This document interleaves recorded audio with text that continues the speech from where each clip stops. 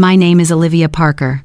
7 years ago, I stood alone in the parking lot behind St. Joseph Hospital in Savannah, staring at the only suitcase I had left sitting in the trunk of my car. I had just lost my job. I had just lost my apartment. And the worst part hadn't even happened yet. I was 28 years old. I didn't have a husband. I didn't have children. I didn't have any meaningful savings. But I still believed I had a family. I was wrong. That morning began with a letter. Not a job offer. Not a bill. It was the final notice from my landlord. 30 days overdue had turned into 60. 60 had turned into 90. There were no extensions left, no promises left, no more time left. By the end of the afternoon, everything I owned was inside my car. An old recliner, 2 suitcases, a box of books, a few picture frames. The entire life of an adult packed into the small space behind a vehicle. Olivia sat behind the steering wheel for a long time. She didn't know where to go. Then she thought about her parents. It felt like the most natural thing in the world. When life falls apart, people go back to their family. The Parker family home sat on the north side of the city. A large 2-story house with a carefully maintained garden. There were 4 bedrooms inside. 2 of them had been empty for years. Olivia walked in carrying a heart full of hope. 15 minutes later, that hope was crushed. Her mother, Diane Parker, stood by the kitchen counter with her arms crossed. She wasn't crying. She wasn't worried. She didn't even ask whether her daughter had eaten. The first thing she said was, "You're almost 30 years old." The words landed in the cold kitchen like a sentence being handed down. Olivia waited for the rest. Maybe an offer. Maybe a solution. Maybe a little compassion. But nothing came. Her father, Robert Parker, simply nodded slowly. He believed that sometimes hardship was a necessary lesson. He said life could not always be about someone coming to rescue you. It sounded reasonable. If it hadn't come from a man standing inside a house worth nearly $1 million with 2 completely empty bedrooms, Olivia tried to explain. She wasn't asking for money. She wasn't asking for property. She only needed a place to sleep for a few weeks. She only needed time to get back on her feet. But her parents had already made their decision, and that decision did not include her. At that moment, the front door opened. Mason Parker walked in. Her older brother, the pride of the family. The son their parents mentioned at every dinner table conversation. Mason looked at the car loaded with belongings outside and laughed. "Looks like life finally caught up with you." The atmosphere in the room changed instantly. Diane smiled. Robert didn't object. No one seemed to think there was anything wrong with mocking someone who had just lost everything. What Olivia didn't know was that 3 months earlier, Mason had received substantial financial help from their parents after his restaurant business failed. Tens of thousands of dollars. No conditions. No life lessons. No lectures about responsibility. Yet somehow, asking for a couch had become too much when it came to Olivia. In that moment, years of favoritism suddenly became impossible to ignore. She remembered her childhood. When Mason broke a window, Olivia got blamed. When Mason dropped out of school, Olivia was told to set a better example. When Mason failed, the family rushed to help him.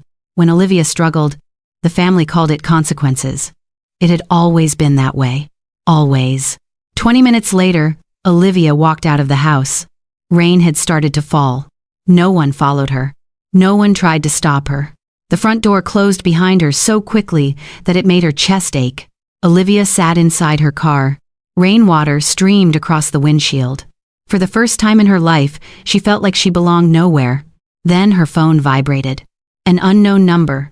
She almost ignored it. Thankfully, she didn't. The voice on the other end belonged to an older woman. Olivia. It was Eleanor Brooks, her father's sister. The woman the family rarely talked about. The woman who always seemed to stand outside every family gathering.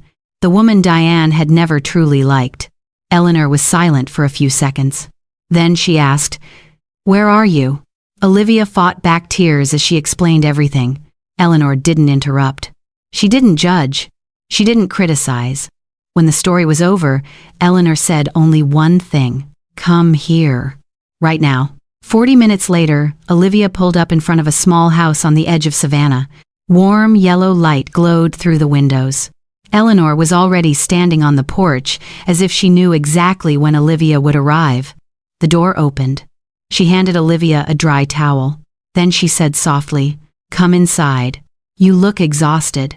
In that moment, Olivia felt something she hadn't felt in months. Someone genuinely wanted her to stay. And she had absolutely no idea that the decision to open that door would change both of their lives forever.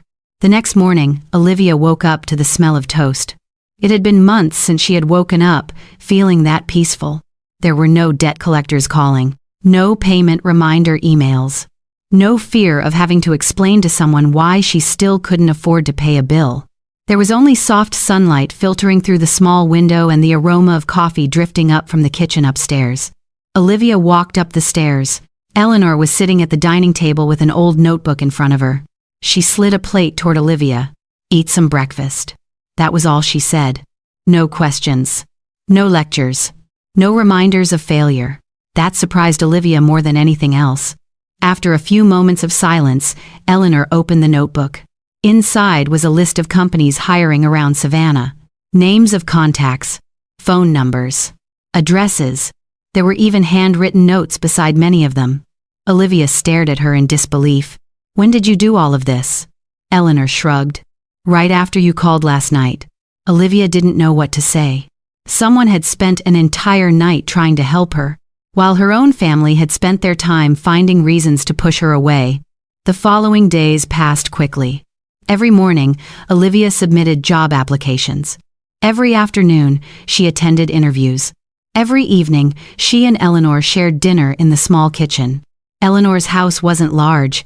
The furniture was old, but it had something her parents' beautiful house had never possessed: warmth. 1 week later, Olivia received a call from a local insurance company. They needed an administrative assistant. The pay wasn't impressive. The job wasn't glamorous. But at that moment, it felt like a life raft. The second she hung up, she ran into the kitchen. Eleanor was watering plants on the porch. Olivia almost shouted, "I got it." Eleanor turned around. Her face lit up instantly. Then, she wrapped Olivia in a hug. Not a polite hug. Not the kind people give out of obligation. It was the hug of someone who was genuinely happy for another person's success.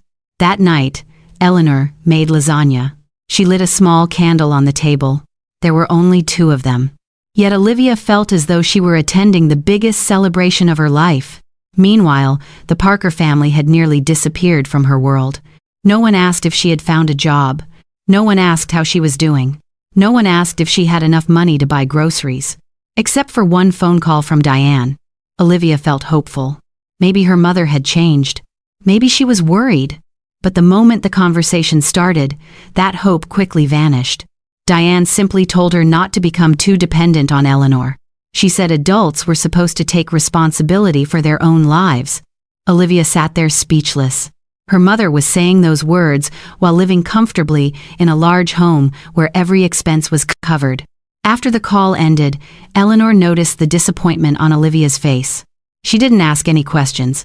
She simply placed a brown leather journal in front of her. "Write in this." "Write what?" "Everything. The things you want. The things you fear. The places you want to go. The goals you want to achieve." People begin to lose their direction when they stop making plans for the future.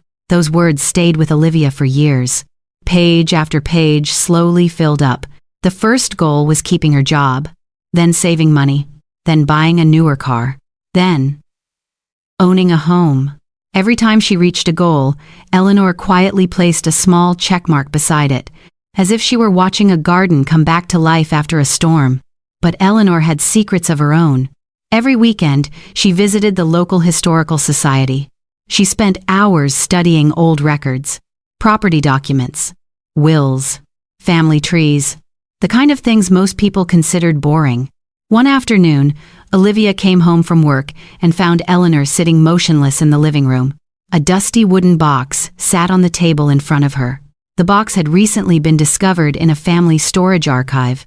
Eleanor stared at it for a long time, long enough for Olivia to sense that something wasn't right. "What's inside?" Eleanor shook her head slightly. "I'm not sure I should open it." After a few moments of silence, she carefully lifted the lid. Inside were old documents yellowed by time, several photographs, a collection of records, and a sealed envelope. On the front was a familiar handwriting, Margaret's handwriting.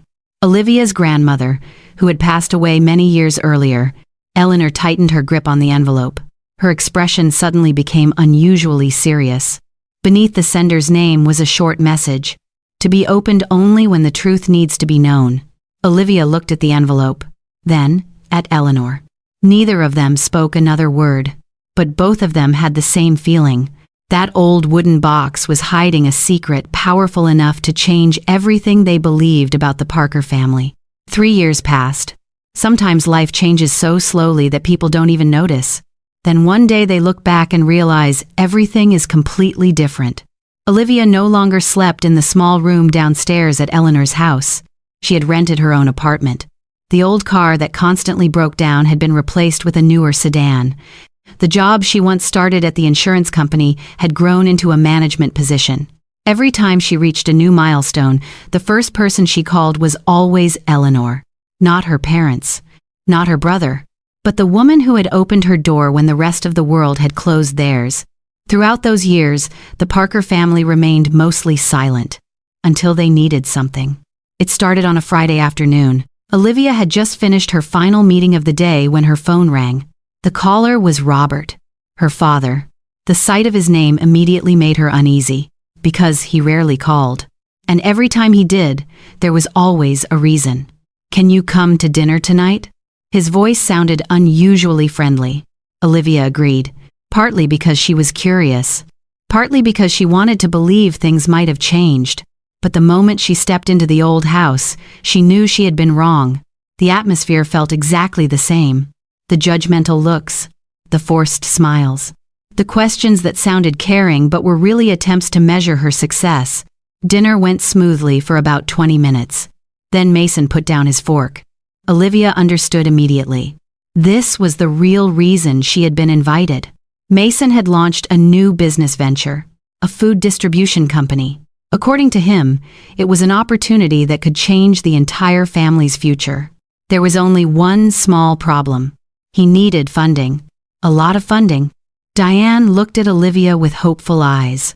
Robert began talking about family values, about how relatives should support one another. Olivia sat quietly. She could hardly believe what she was hearing. The same people who had refused her a couch to sleep on were now lecturing her about family responsibility. After nearly 10 minutes of circling around the subject, the number finally appeared. $100,000. The room fell silent. Olivia looked around the table. No one seemed to think the request was unreasonable. No one remembered the night she cried alone in her car. No one remembered the day they turned their backs on her. But everyone remembered that she had become successful, and now they wanted a share of that success. Olivia refused. One word. No. Mason's expression changed instantly. Diane looked disappointed. Robert looked angry. Dinner ended under a cloud of tension. When Olivia returned to Eleanor's house, the older woman only needed one look at her face. Money again? Olivia nodded quietly. Eleanor sighed, as though she had known this day would eventually come. After a few moments of silence, she stood up, then walked toward the old wooden cabinet in the living room, the same place where she had stored the mysterious box for 3 years. Olivia watched her. Her heart suddenly began to race. Eleanor placed the box on the table. This time, she didn't hesitate. Maybe it's finally time. She removed the envelope bearing Margaret's handwriting. The paper had yellowed with age. The old seal was nearly falling apart. Eleanor carefully opened the letter. The atmosphere in the room instantly became tense. Her voice trembled slightly as she began to read. The opening lines sounded like a mother's message to her daughter. But as she continued, both of their expressions changed. Margaret had known. She had known about the conflicts within the family. She had known that Robert controlled every decision involving the family's assets. She had known that Eleanor was always the one who received the least. Beneath the letter sat a collection of legal documents, property ownership records, family meeting notes, handwritten observations, and one document that left Olivia completely speechless. A large parcel of land located outside Savannah, property Margaret had owned before her death. an asset that had never been mentioned during any inheritance discussions. Eleanor sat frozen. So did Olivia. According to the documents, the land should have been divided between Robert and Eleanor. But after Margaret passed away, control of the entire estate settlement process had fallen into Robert's hands. And somehow, that piece of land disappeared from every discussion. It disappeared from every official document the family had ever seen, as if it had never existed at all. The following days were filled with meetings with attorneys. Every document was examined. Every signature was verified. Every record was compared. The deeper they investigated, the clearer the truth became. The land was real, and its value had increased dramatically over the years. One morning, attorney Jonathan Reed called both Olivia and Eleanor to his office. He placed a thick file on the table, then looked directly at them. "I've reviewed everything." The room became completely silent. Jonathan took a deep breath, then spoke slowly. If these documents had been disclosed when they should have been, the distribution of the Parker family estate would have been entirely different. Olivia felt a chill run down her spine. Eleanor tightened her hands together, but it was his next statement that changed everything. Jonathan opened the final file, then looked at them with a serious expression. "We need to prepare for a formal hearing, because what is about to come into the light will ensure that the Parker family never looks at one another the same way again." 4 years after that hearing, Olivia's life had changed completely. But what surprised people most wasn't how much money she had made. It wasn't the company she had built. It was the fact that she had never spent her time trying to get revenge on anyone, while Robert and Diane continued living with the consequences of their choices every single day. The parcel of land Margaret had left behind was eventually recognized as an overlooked part of the estate. After a long series of legal proceedings, Eleanor finally received the portion that had rightfully belonged to her for years. It wasn't an enormous fortune like something out of a movie, but it proved one thing: she had been right. For many years, and everyone else had been wrong. The most surprising part was that Eleanor barely changed at all. She still lived in the same small, aging house. She still cared for the garden behind it. She still spent her weekends at the local historical society, as if nothing had ever happened. One autumn afternoon, Olivia drove over to visit her. The two of them sat on the porch, watching the sun slowly sink beyond the horizon. Suddenly, Olivia asked a question. "Do you ever regret it?" Eleanor turned toward her. "Regret what?" "Helping me." The older woman laughed softly, a gentle laugh. "That's the most ridiculous question I've ever heard."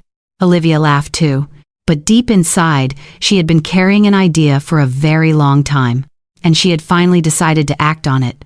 3 months later, Olivia sent invitations to the entire family. A dinner party. No explanation. No reason given. Robert and Diane came. Mason came too. Even a few distant relatives showed up. Everyone assumed it was a celebration of Olivia's success. That made the atmosphere surprisingly relaxed. At least in the beginning, dinner was filled with laughter and casual conversation, until Mason stood up, just like he always did. He loved being the center of attention. Mason raised his glass, then began his speech. He talked about success, about hard work, about how the family had always believed in Olivia. At that point, Olivia almost laughed, but she remained silent. Then Diane joined in. "I always knew you'd succeed. You always had potential." Robert nodded in agreement. Both of them spoke as though the past had never happened, as though they had never closed their door on their daughter, as though Eleanor had never been the only person willing to help. Olivia looked at them, not with anger, not with bitterness, just calm, and somehow, that made the moment even more powerful. She stood up, walked toward the corner of the room, then returned carrying a small box tied with a silver ribbon. Everyone watched curiously. Olivia stopped in front of Eleanor. The older woman looked completely confused. "What is this?" Eleanor asked. Olivia smiled. "Open it." The room gradually fell silent. Eleanor slowly opened the box. Inside was a single key. At first, nobody understood what was happening, except Olivia, and then Eleanor. She looked at the key, then at Olivia, then back at the key again. Her eyes began to fill with tears. "No," she whispered. Olivia nodded softly. "Yes." The entire room seemed frozen in place. Mason frowned. Robert sat up straight. Diane held her breath. Olivia looked at the woman who had changed her life, then spoke slowly. "That house belongs to you." Nobody said a word. 1 second, 2 seconds, 3 seconds. Silence filled the entire room. Tears began rolling down Eleanor's face. She shook her head over and over. "That's impossible." Olivia smiled. "I bought it 6 months ago. I wanted to wait until today. I wanted to give it to the right person." Eleanor broke down crying. Not because of the house, but because she understood what the gift truly meant. Olivia turned toward the rest of the room. Her voice remained calm. "When I lost everything, only one person opened her door for me. When I had nowhere left to go, only one person believed I still had a future. That person wasn't my parents. It wasn't my brother. It was Aunt Eleanor." No one dared interrupt. Robert lowered his head. Diane started crying. For the first time in many years, they had no excuses left. The truth was standing directly in front of them. Clear. Undeniable. Olivia continued. "Without her, I wouldn't be here today. There would be no company. No success. No life like this. Everything I have started with a door that opened on a rainy night years ago." Eleanor held the box tightly in her hands. The room remained silent. But this was a different kind of silence. The silence of realization. The silence of regret. After dinner, Olivia and Eleanor stood outside together. The sun was disappearing behind the trees. The key was still resting in Eleanor's hand. After a long moment, she finally spoke. "Why me?" Olivia looked toward the fading sky, then answered with complete honesty. "Because when I had absolutely nothing, you still treated me as if I mattered." Eleanor began crying again. This time, Olivia couldn't stop her own tears either. Behind the window, Robert and Diane watched quietly. Neither of them spoke, because some lessons arrive too late, and some opportunities only come once. 7 years earlier, one family had closed a door. Another woman had opened one. In the end, what changed Olivia's life wasn't money. It wasn't property. It wasn't even an inheritance. It was the kindness of one person who saw her value when everyone else had turned away. If you were Olivia, would you forgive your family? Or would you walk away forever? Share your thoughts in the comments below. And if you enjoy stories about family, hidden truths, and emotional karma moments, don't forget to like the video and subscribe to the channel for more stories like this.